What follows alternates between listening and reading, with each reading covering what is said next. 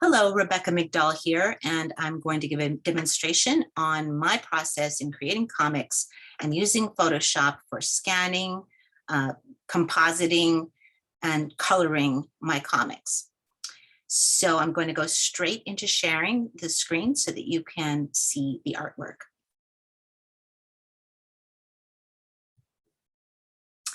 So the first one I want to look at is a page from the Bohemians. I did a piece on the Bohemians of Greenwich Village, and I focused in on the activists who were involved with publishing a magazine called The Masses.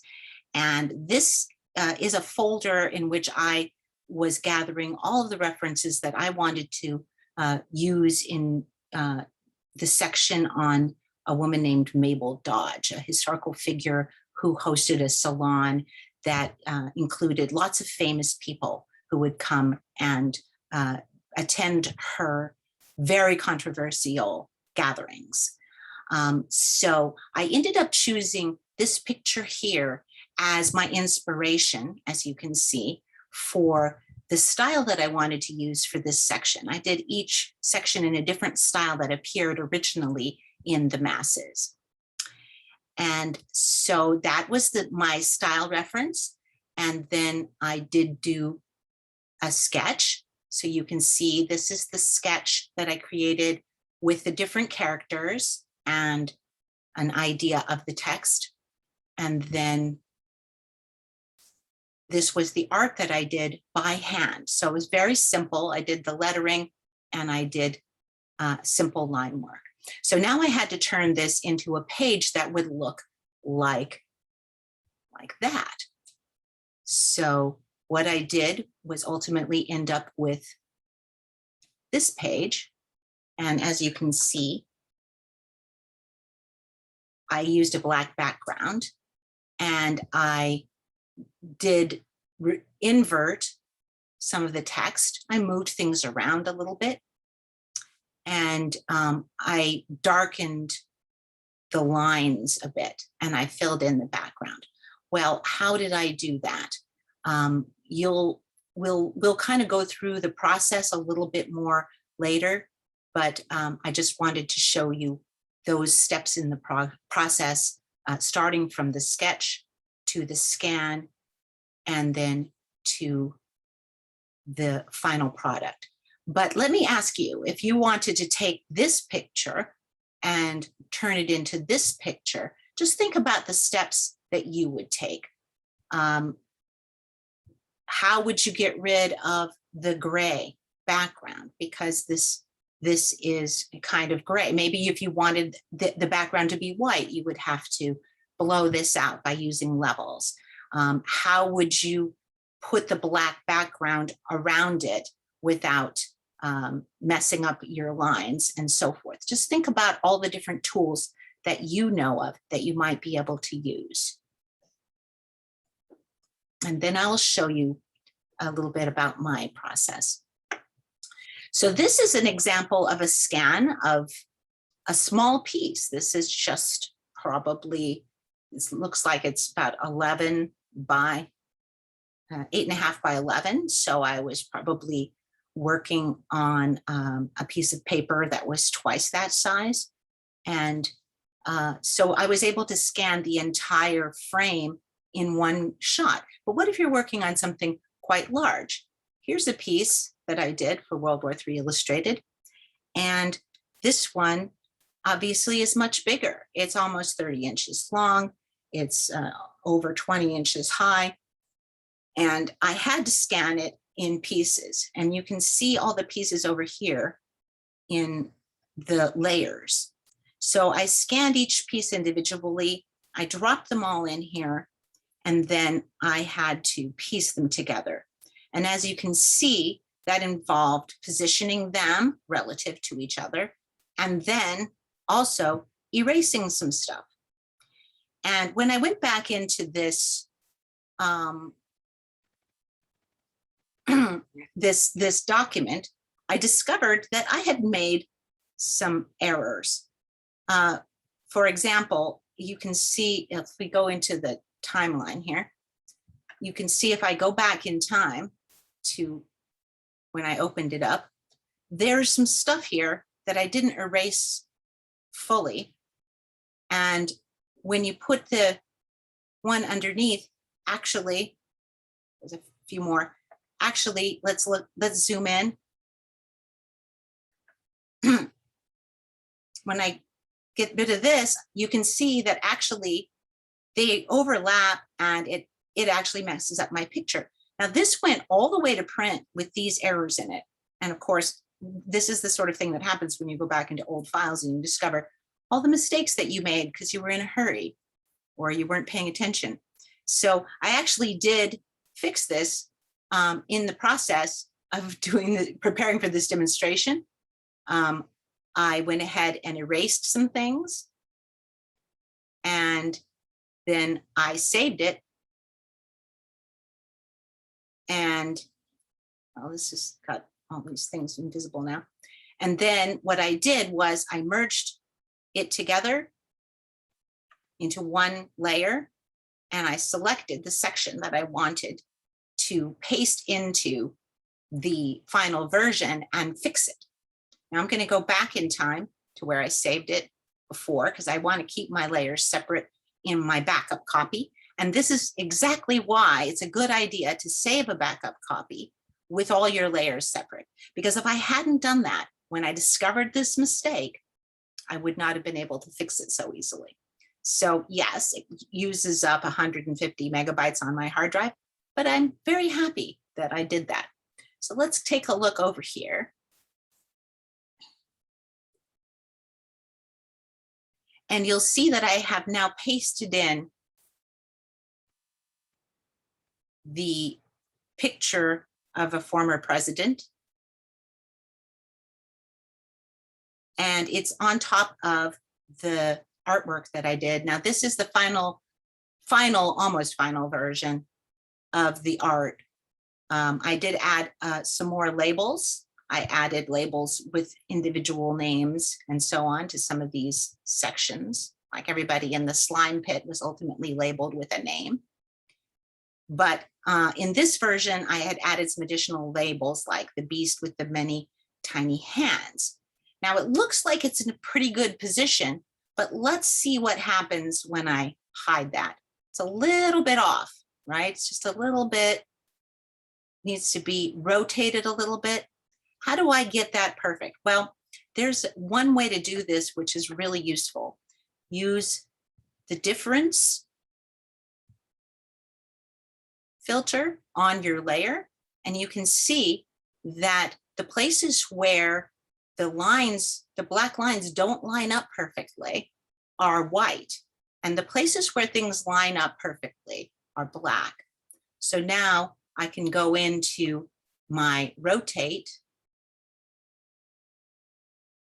I'm just going to use Command T to bring up my transform tool. And I'm just going to rotate it a bit until everything matches up. I might have to nudge it. Let's see what happens. Just going to try and get it as close as I can. And that was actually pretty good.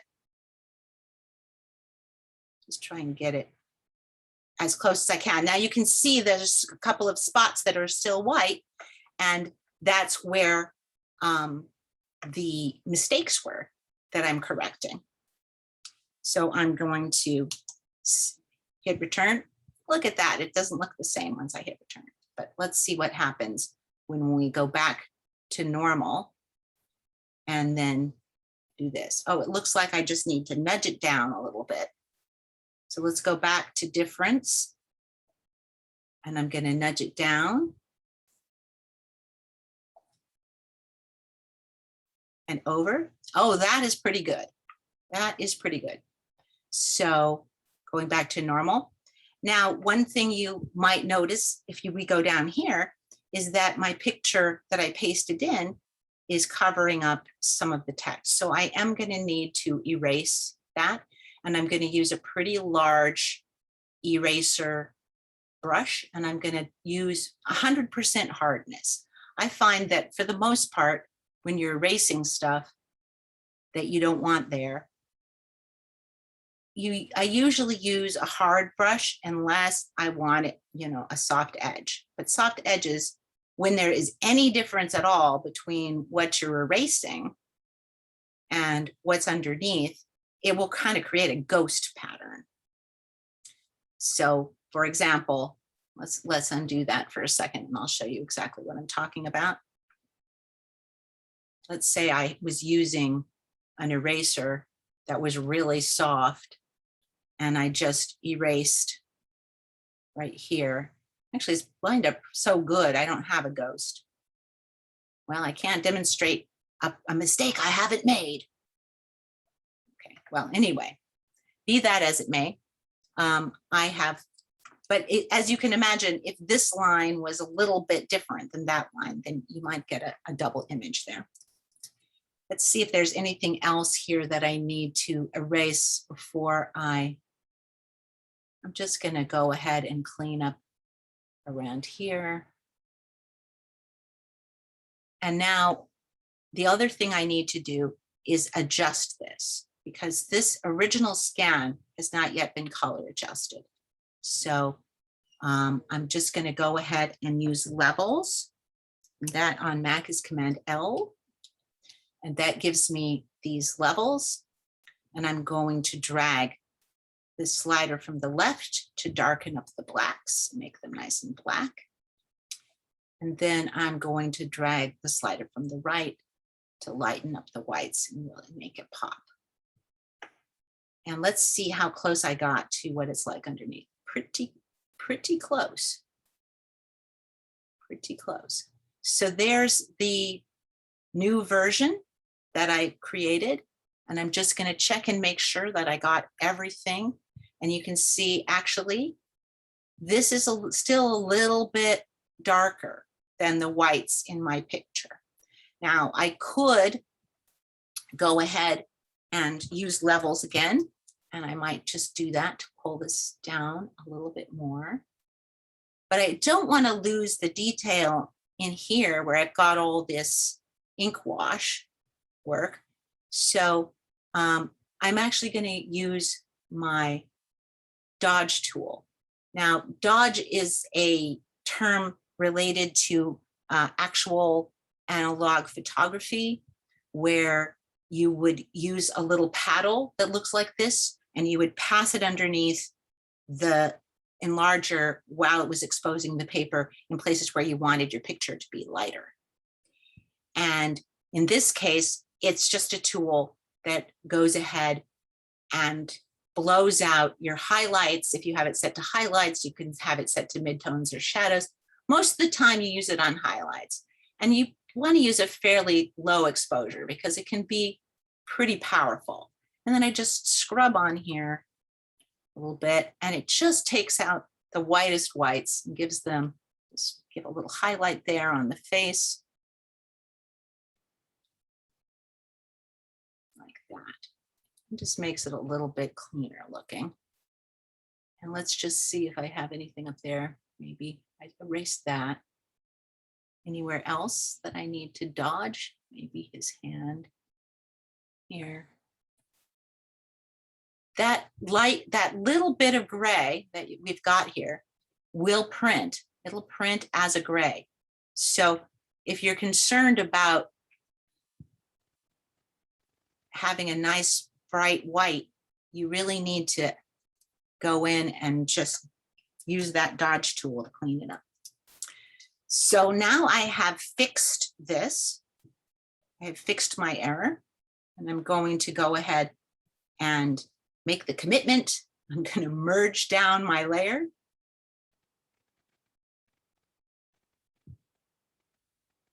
And save. So we can close this and we can close this, but I hope that you get my, just make sure I'm at the right point.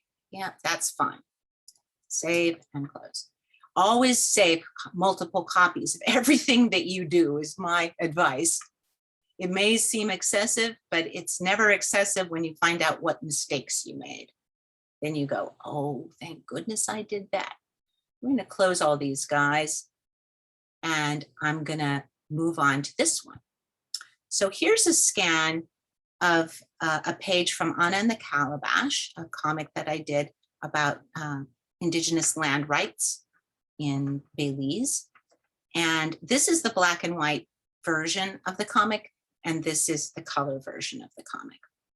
And as you can see, I've got my swatches over here that I'm creating in order to color it. Now, I don't seem to have my Anna color swatches here in this library, or if I do, I don't know what they are. So I'm making a new swatch library.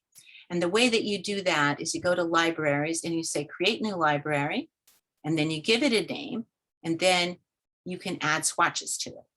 So if I want to color this to use the colors that I'm using throughout the comic, then I need to have a library. And that's very easy to do. So I'm going to just go ahead and click on a color and then double click, add to swatches, add to my current library is already by default selected. I can give it a name if I want to, like Morpho Blue, and okay. And there it is appearing in my library. And then I can just keep going. I've already done the skin color for the Anna character. I've done this green. I need a light green.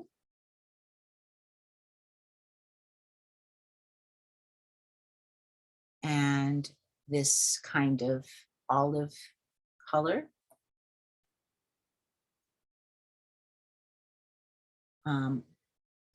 And this dark green. And maybe this pink would be useful.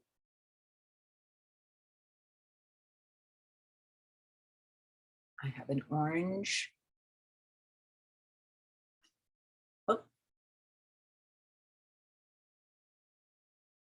So as you can see, I'm developing a whole library of colors that I can use.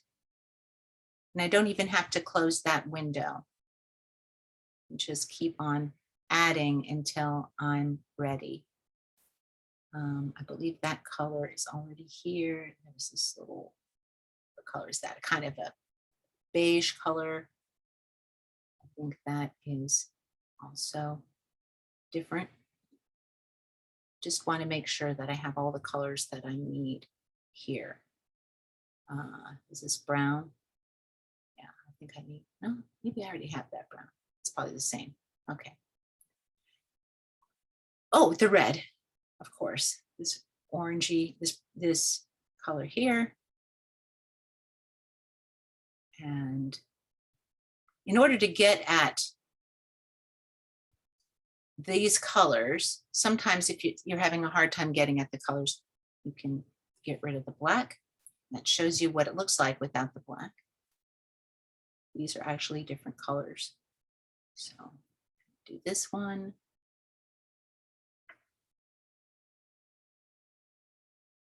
And this one. And this one.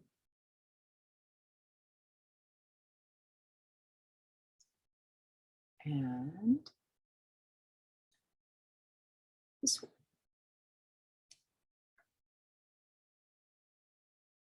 Okay, that's probably enough for this demonstration. Okay, so how did I do the coloring?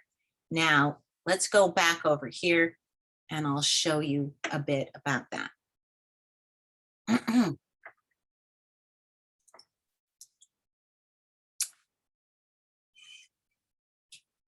So right now I have a grayscale image, and the first thing I'm going to do is change my color mode. So let's see. Not seeing it here. Image. Image mode. Here we go.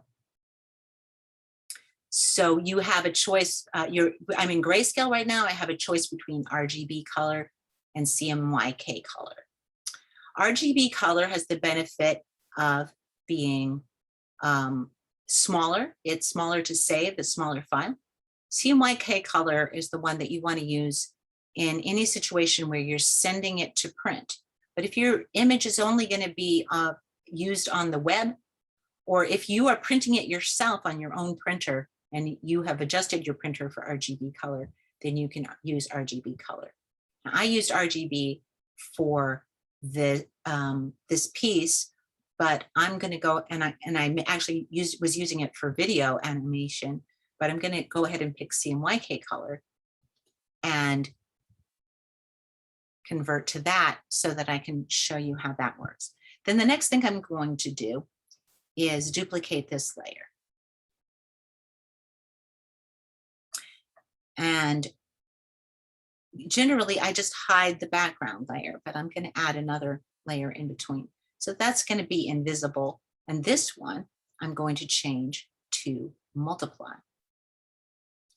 Now, you can see over here that I've got the black and white layer on top, and it is, in fact, multiply. All that means is that instead of being a normal black and white image, what it does is it multiplies whatever colors it has with the colors underneath, and that makes it darken everything with the blacks, but the whites don't have any effect. They don't cover anything up. So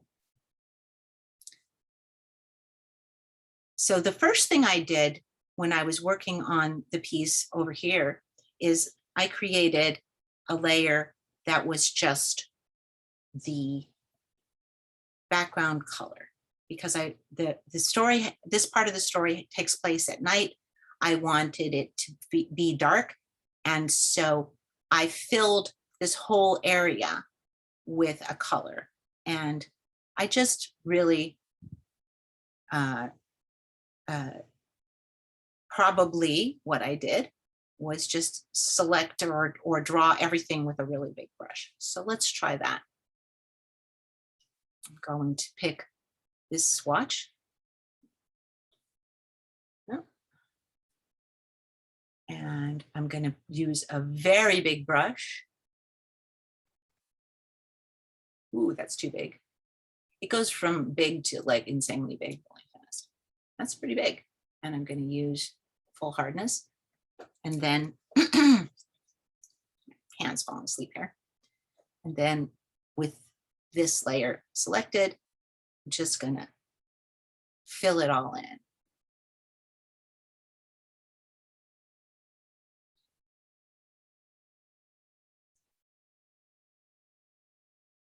And you can always use your eraser to come back in because it's on a separate layer. The basic principle of Photoshop is it's all about selection and layers. Either you have to have a selection which is on selecting something that's on a layer, or what you're doing is going to affect, whatever you do is going to affect everything on that layer. So say you have a filter or an adjustment that you're doing. If I use levels or curves on this layer right now, then what's going to happen is it's going to affect the whole layer, right? But if I select part of it, then when I use that levels adjuster, then it's only going to affect the selected part. And generally speaking, when I select something that I want to work on, I'll put it on a separate layer so that it is easier for me to reselect it at a later time, because I can just go in and give it a, do anything I want to it without having to create the selection over again. Creating selections can be kind of difficult. Now you see I've made a mistake here. So I'm gonna undo that. I'm using an eraser that is too soft, and I accidentally erased things that I didn't want to erase while I wasn't paying attention. So I'm gonna have to go back in time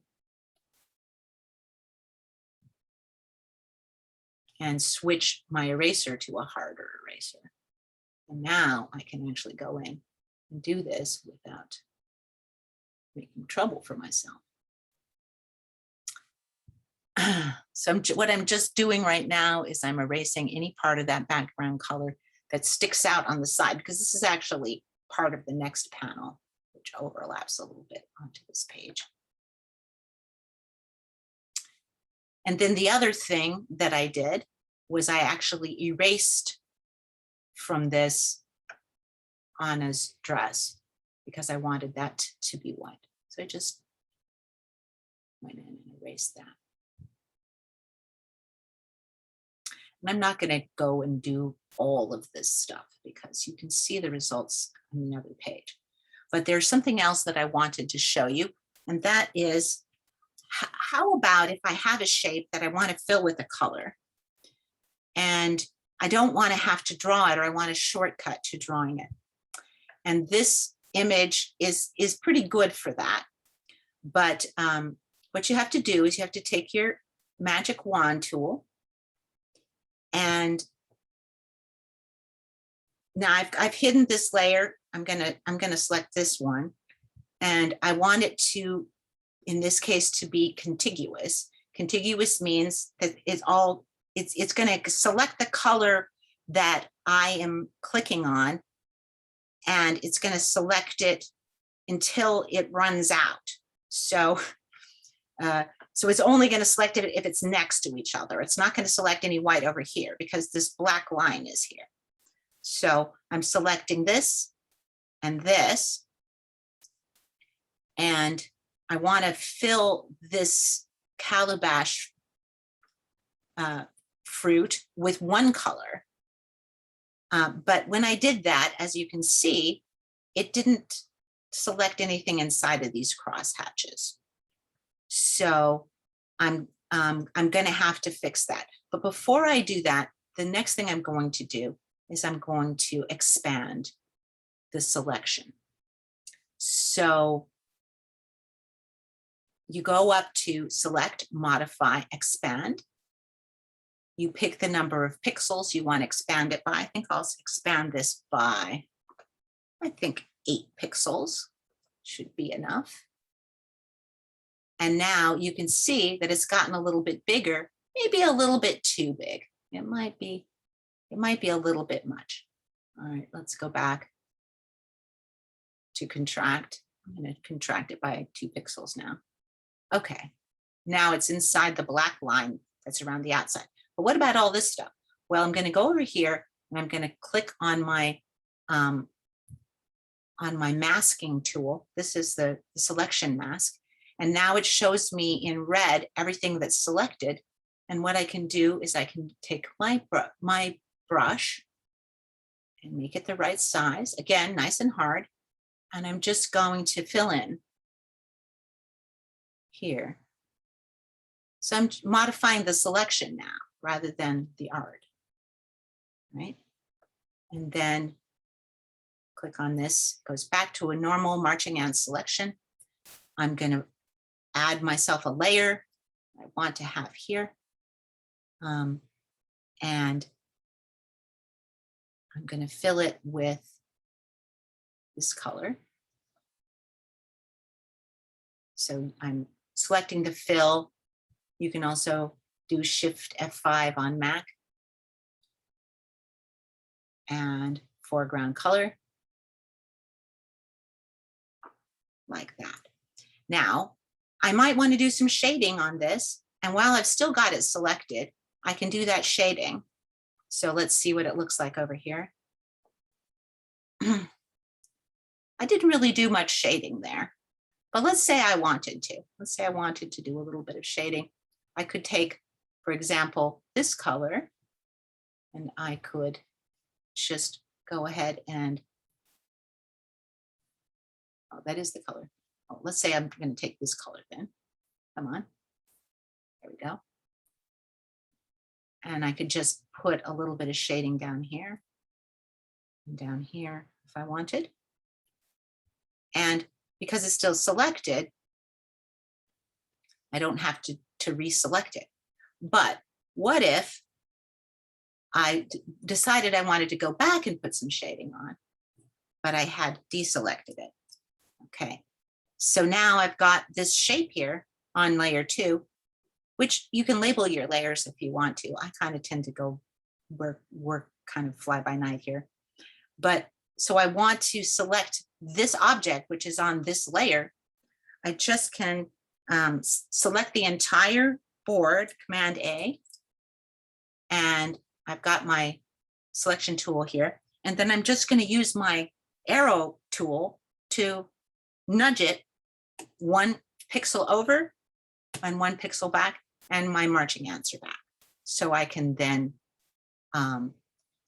continue to paint on this and affect it without having to recreate my selection again.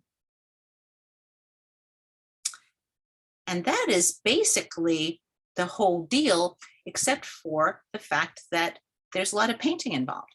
So I'll just show you the painting that was done on this thing.